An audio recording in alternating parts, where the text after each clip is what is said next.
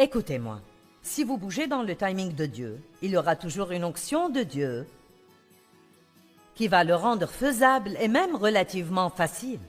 Mais si vous attendez le moment où vous pensez que vous êtes prêt, alors vous allez avoir à essayer de le faire par vous-même, sans l'aide de Dieu ni son onction.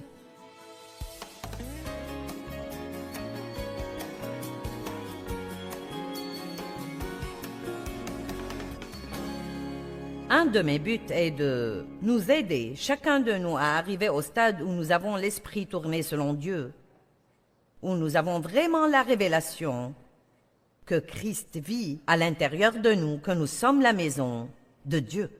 À chaque fois que nous entendons ça, nous devrions dire « Je suis la maison de Dieu ».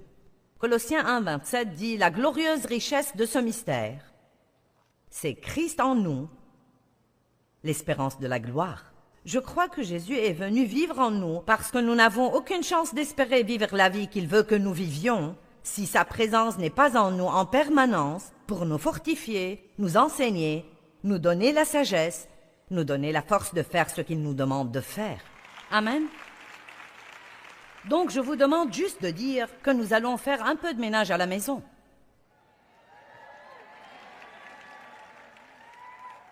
Et nous allons parler de votre cœur. La maison de votre cœur où Jésus habite. D'abord, il y a beaucoup de pièces dans une maison. La première pièce à laquelle nous voudrions penser et s'assurer qu'elle est propre est la salle d'études ou la bibliothèque qui sont vos pensées. À quelle sorte de choses pensez-vous? Et si vos pensées étaient soudainement réalisées en un film où tout le monde pourrait voir ce qu'il y a là-dedans?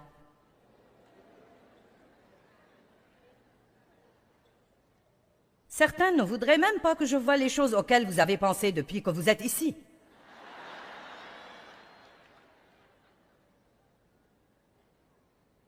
Eh bien, je me demande combien elle a payé pour la bague qu'elle porte. Espèce de petit curieux, quelqu'un me l'a offerte.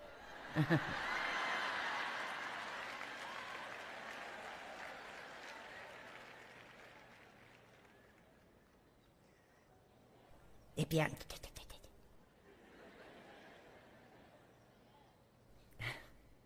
Qu'est-ce qui se passe dans votre tête? La Bible dit que si vous détestez votre frère, c'est comme si vous le tuez. Elle dit également, si vous désirez une femme, c'est comme commettre l'adultère. Pensez-vous honnêtement, homme ou femme, que vous pouvez aller sur votre lieu de travail et avoir toutes sortes de pensées lascives concernant quelqu'un qui est là et jouer avec quelque chose comme ça dans votre esprit et que ça ne vous causera jamais de problème? Dieu sait ce que vous pensez. Il est attristé par ce genre de choses. Philippiens 4 dit « Au reste, frères, que tout ce qui est vrai, honorable, bon, juste, pur, aimable, vertueux et digne de louange soit l'objet de vos pensées. » 2 Corinthiens 10 dit « Car les armes avec lesquelles nous combattons ne sont pas charnelles, mais elles sont puissantes devant Dieu pour renverser des forteresses. » Nous renversons les raisonnements, les imaginations et toutes les choses prétentieuses qui s'élèvent contre la connaissance de Dieu. À chaque fois que nous entendons ça, nous devrions dire « Travaillons à penser aux choses auxquelles Dieu voudrait que nous pensions. » Quand vous vous surprenez à penser à quelque chose qui n'est pas de Dieu, et le Saint-Esprit vous en convaincra si vous lui en faites la demande, dites vite « Oh Dieu, je suis désolé. » Parfois, une pensée peut traverser notre tête et nous pensons « Mon Dieu, suis-je au moins sauvé ?» Mais le diable est capable d'interférer dans nos pensées. Ce ne sont pas vos pensées jusqu'à ce que vous les preniez et les méditiez. M'avez-vous entendu? L'ennemi peut mettre une mauvaise pensée dans votre esprit. Vos pensées sont un champ de bataille. Mais elles ne deviennent pas vos pensées tant que vous ne les méditez pas et ne les tournez encore et encore en vous. Et plus vous pensez à quelque chose, plus il fait partie de vous. Qu'en est-il de la salle à manger de la maison? Où sont votre appétit et tous vos désirs? Pouvons-nous changer cette salle pour Dieu? Dieu, je sais qu'il peut y avoir beaucoup de choses que je désire, mais je veux juste être clair aujourd'hui sur le fait que je ne veux que ce que tu veux. Donc si je veux quelque chose que tu ne veux pas, ne me le donne pas. Nous parlions ce matin, moi et l'une des filles avec qui je voyage, et elle a dit ils étaient un peu plus calmes à Atlanta que dans le dernier endroit où nous étions. Je dis, c'est à cause de ce que j'enseigne. C'est un message où tu grognes d'abord et tu cries plus tard.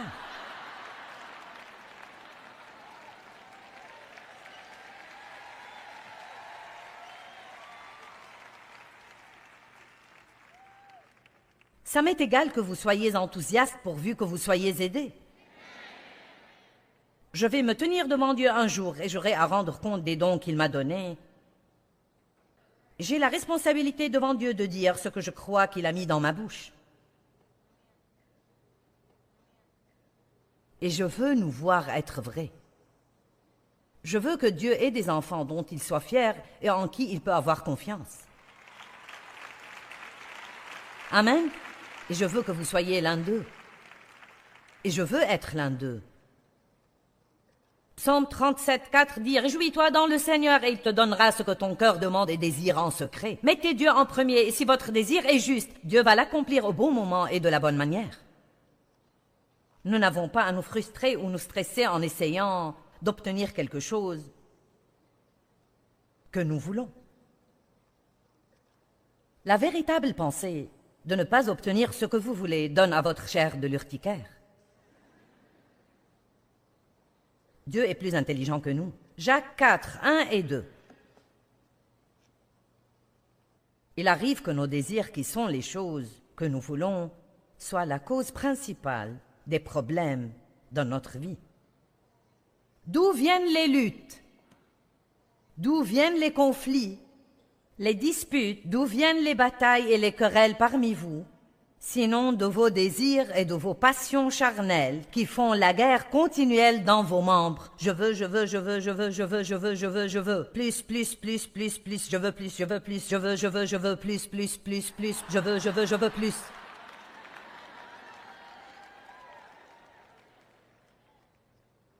Vous êtes jaloux et vous convoitez ce que les autres ont.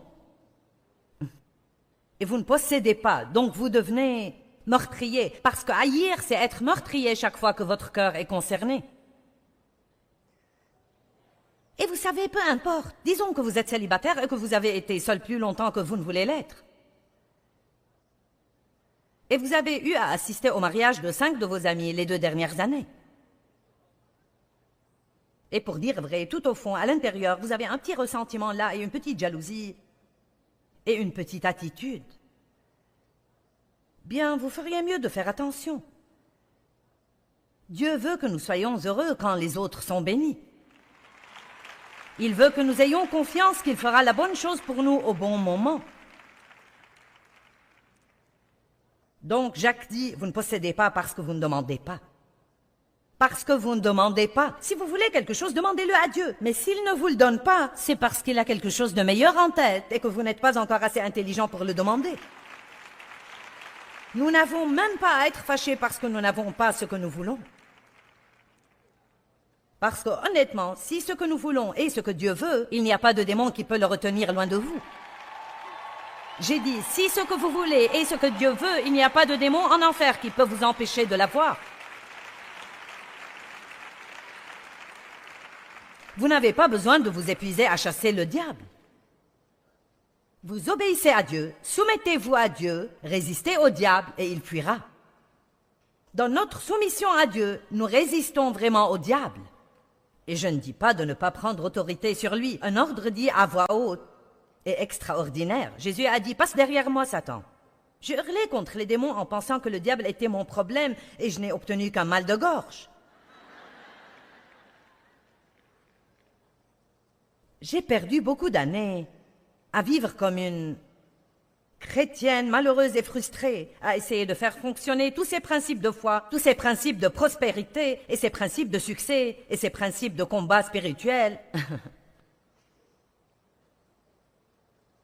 pour réaliser finalement que si c'était juste et que j'y étais prête et que c'était le bon temps, je n'allais avoir aucun problème à le faire. Super, il y en a 10 qui me croient.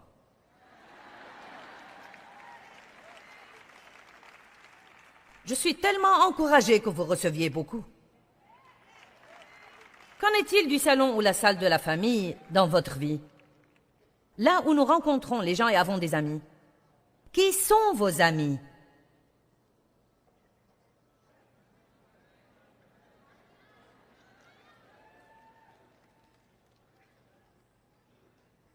La Bible dit de ne pas sortir avec des gens en colère. Il est dit qu'un chrétien ne devrait jamais manger avec un autre chrétien coupable d'avidité.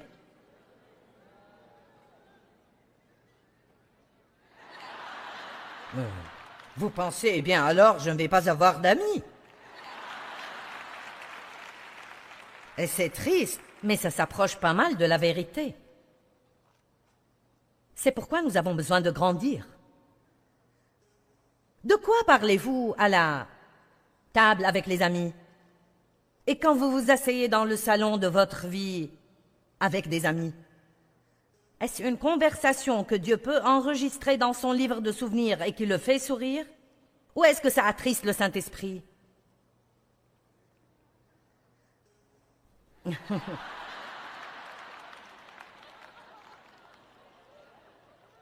Eh bien, parlez de la parole de Dieu. Parlez des grandes choses que Dieu a faites pour vous. Je vous dis quelque chose d'amusant. Mettez ensemble un groupe de gens et soyez créatifs sur les moyens d'aider les autres. Commencez un club de donneurs discrets. Soyez un espion pour Dieu, et quand vous identifiez un besoin, si vous n'avez pas ce qu'il faut pour le combler, réunissez votre club et dites « Cette personne au travail n'a pas même un matelas pour dormir. Pourquoi ne pas nous cotiser et lui acheter un matelas ?» Je vais vous dire, vous allez être tellement heureux, vous n'allez pas le supporter. Arrêtez de prier Dieu de faire pour les gens des choses que vous pourriez faire, mais juste vous ne voulez pas dépenser d'argent. Arrêtez de prier Dieu de faire des choses pour les gens que vous pourriez faire facilement, mais vous ne voulez pas dépenser d'argent ou le temps ou l'effort. Oh Dieu, je te prie d'encourager Sœur Brown. Eh bien, décroche le téléphone.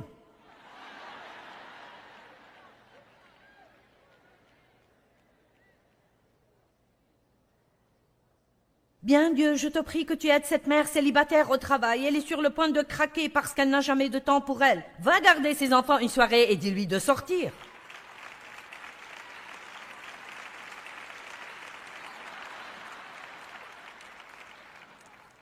Ou alors, garde tes feuilles et ne porte pas de fruits.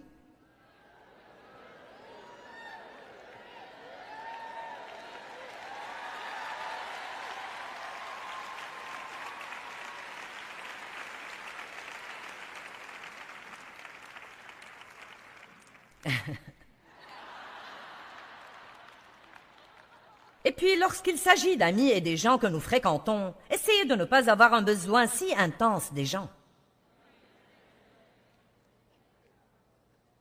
Ne vous laissez pas entraîner.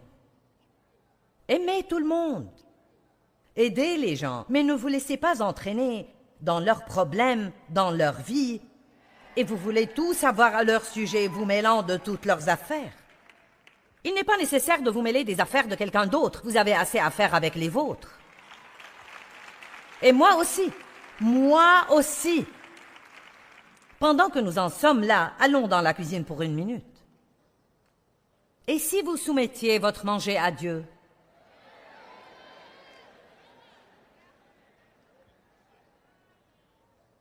Ne me faites pas descendre d'ici et vous attraper. Eh bien, Dieu ne s'intéresse pas à ce genre de choses.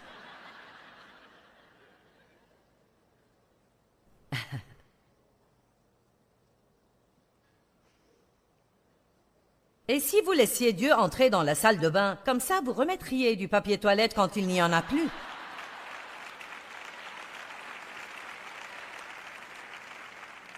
J'ai raconté une petite histoire dans une autre réunion sur comment je suis allée aux toilettes chez mon esthéticienne et j'ai fini le papier toilette et j'ai eu l'impression que Dieu voulait que je prenne le temps d'en trouver d'autres dans un tiroir quelque part. Et donc je cherche dans les tiroirs et je remets un rouleau, je l'ai pris et je l'ai posé sur le dessus du truc. Et j'ai pensé, pas besoin de le fixer, la prochaine personne peut le faire. Et il a dit, mets-le dans le distributeur.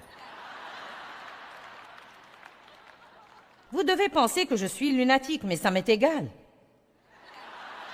Laissez Dieu entrer dans tous les domaines de votre vie. S'il vous dit de remplacer le rouleau de papier toilette, vous le remplacez. S'il vous dit de remettre le chariot de supermarché à sa place, vous le faites.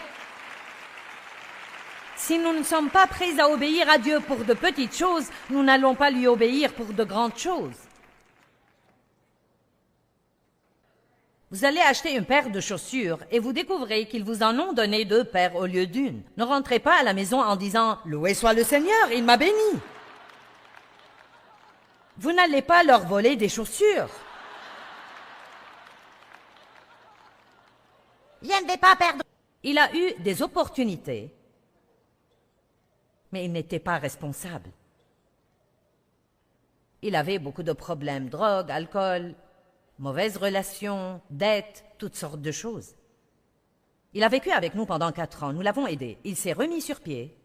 Il était en forme, il avait de jolis vêtements, conduisait une jolie voiture, il travaillait pour le ministère. Mais dès qu'il est sorti seul à nouveau,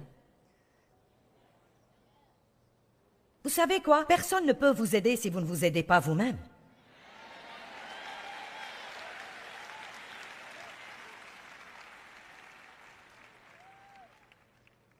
Vous devez apprendre à faire ce qui est juste quand personne ne regarde, parce que Dieu regarde toujours. Dieu était dans la salle de bain avec moi et dans ce supermarché avec moi. Il savait qu'ils ont coincé avec les chaussures un porte-monnaie que je n'avais pas payé. Et il m'a incité à le ramener et le vendeur était stupéfait. Les gens devraient être stupéfaits par nous. C'est un bon moment pour porter une croix autour du cou. Est-ce que je touche quelqu'un aujourd'hui?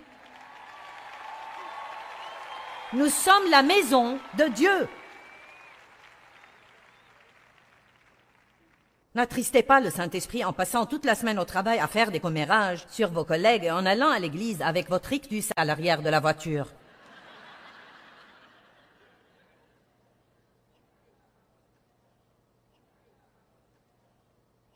Et votre salle de divertissement?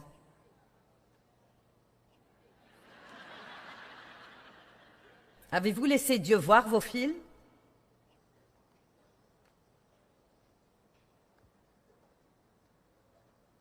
Vos divertissements? Le choix de vos amis? Il n'y a rien de mal à avoir du bon temps et à danser, je ne pense pas. Je suis sûre que quelqu'un va m'écrire une lettre, mais vous savez, je veux dire, mais il pourrait y avoir quelque chose de mauvais si vous dansez d'une manière lascive et horrible. Il n'y a rien de mal à un bon film, mais vous allez devoir en arrêter certains.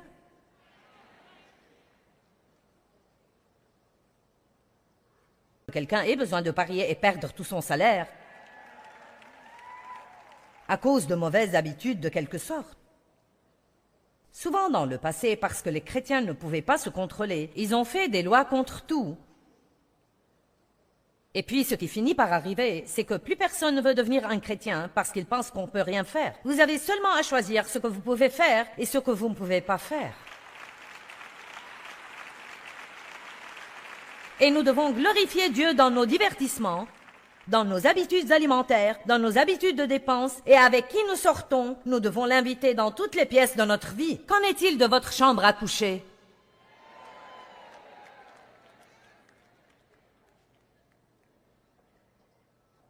Oh, Joyce.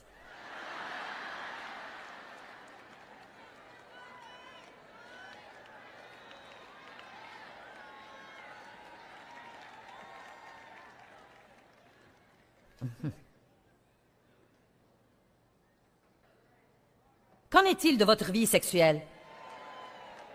Vous savez, le sexe n'est pas mauvais. Il a été décrété et ordonné par Dieu, mais il ne doit pas être corrompu. Il n'est pas permis à l'extérieur du mariage.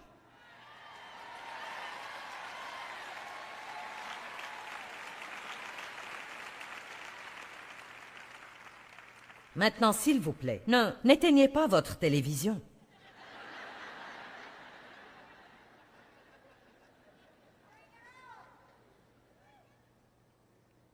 C'est très à la mode aujourd'hui pour les gens de vivre ensemble et d'essayer quelques années avant de même penser à se marier. Mais puis-je vous dire quelque chose? Et je vous aime, mais ce n'est pas à la mode chez Dieu. Et ce n'est pas bon pour vous. Si le Saint-Esprit est attristé, nous le sommes.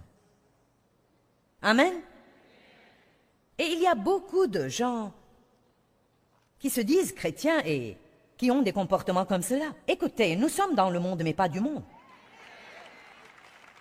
Nous ne sommes pas meilleurs que le monde, nous n'avons pas à agir comme si nous étions plus saints que les autres. Mais nous devons être dans le monde et être qui nous sommes afin d'être une lumière dans les ténèbres. Et nous n'avons pas besoin d'être religieux, nous devons porter de bons fruits, l'amour, la joie, la paix, la patience, la bonté, la gentillesse. Vous prenez ce pécheur avec qui vous travaillez et vous commencez à être bon avec lui. Pourvoyez à certains de ses besoins, priez pour lui. Vous serez stupéfait de ce qui arrive. Le lit du mariage doit être gardé, sain et non souillé.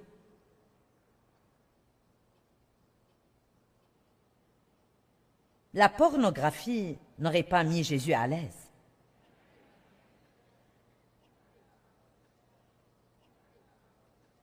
Et alors que nous approchons de la conclusion, qu'en est-il du grenier, du sous-sol ou des placards de votre maison?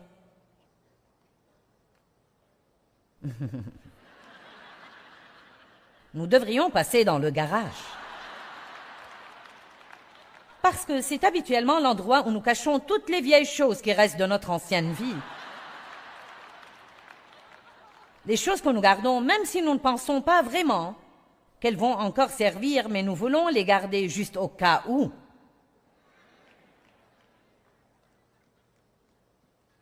Même après que Dieu se soit sérieusement occupé de moi concernant l'auto-apitoiement, parce que je passais beaucoup de temps à m'apitoyer sur moi-même. Il a dit, tu ne peux pas t'apitoyer sur toi et être puissante. Je ne peux pas être puissante ici et pleurer chez moi parce que Dave regarde un match de football.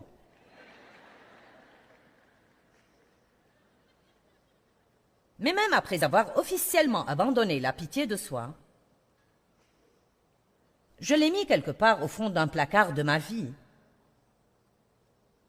Juste au cas où j'aurais voulu avoir encore une partie d'apitoiement.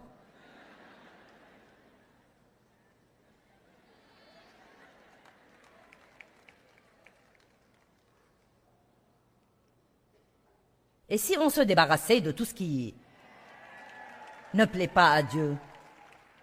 Que gardez-vous qui doit partir? Faisons un ménage approfondi. Laissez-moi dire ceci avant que quiconque entreprenne un immense remue-ménage. Vous ne pouvez rien faire de tout ça sans Dieu. Donc avant tout, vous devez rentrer chez vous et dire « Dieu, me voici, un sacrifice vivant. Je te donne ma vie et je m'offre à toi complètement. Prends toutes mes facultés, tout ce que je suis, chaque pièce de ma vie. Je t'ouvre la porte en grand Dieu et je peux vous dire que beaucoup d'entre vous n'ont pas idée de ce que vous dites ou ce que ça implique. Ça va être très douloureux, je peux vous le dire. » Bon, je ne prends pas part à ça. Alors allez-y et soyez malheureux, c'est l'autre option.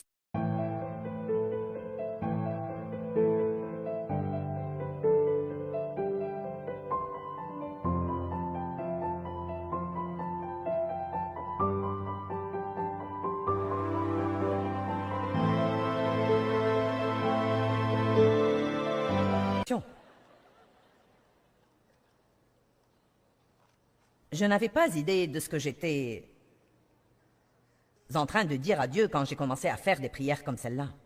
Et oh là là, je vous dis, Dieu a commencé à mettre ses doigts sur des choses dans ma vie qui faisaient « Oh non Dieu, pas ça, pas ça, pas ça! Oh Dieu, tout sauf ça, tout sauf ça!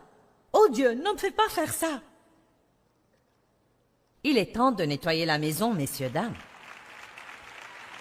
Vous avez un invité divin qui vit et demeure en vous en permanence.